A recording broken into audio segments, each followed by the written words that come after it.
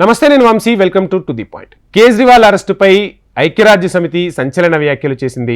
ఎన్నికల ముందు Delhi CM Arvind Kejriwal arrest, Congress party bank ఖాతాలను ఫ్రీజ్తో భారత్లో నెలకొన్న రాజకీయ పరిస్థితులను ఐక్యరాజ్య సమితి తాజాగా స్పందించడం ఒక విశేషంగా చెప్పుకోవాలి.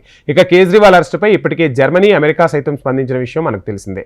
దీనిపై భారత్ మాత్రం ఇది పూర్తిగా దేశ అంతర్గత విషయాలని, ఆయా దేశాల సార్వభౌమత్వాన్ని గౌరవించాలని ధీటుగానే జవాబిచ్చింది. ఈ క్రమంలో ఐరాస కూడా ఈ వ్యాఖ్యలు చేయడం కలకలం రేపుతోంది. మద్యం పాలసీ కేసులో ఢిల్లీ ముఖ్యమంత్రి Arvind Kejriwal arrest, Congress party bank ఖాతాలను స్తంభింపజేయడంపై ఇప్పటికే జర్మనీ, అమెరికాలు స్పందించాయి. తాజాగా ఈ అంశాలపై ఐక్యరాజ్య సమితి కీలక వ్యాఖ్యలు చేసింది.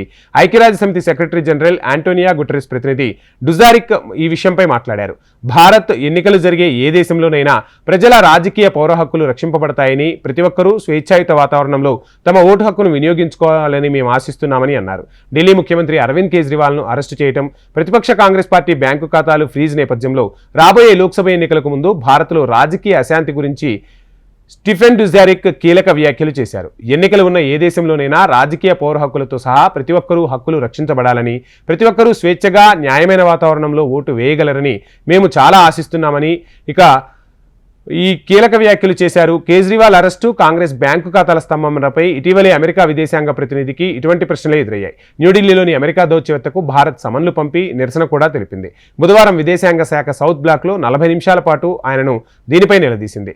దౌత్య సంబంధాల్లో ఆయా దేశాలు ఇతరుల సార్వభౌమాధికారం, అంతర్గత వ్యవహారాలను గౌరవించాలని తాము భావిస్తున్నామని భారత్ తీవ్ర అభ్యంతరం కూడా వ్యక్తం చేసింది.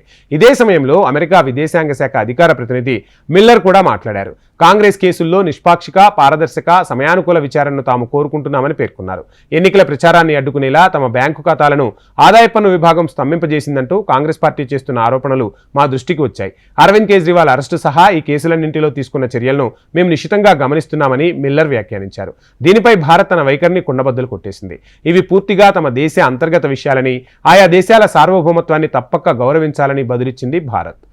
ఇది ఇవాల్టి to the point. Please subscribe HM TV.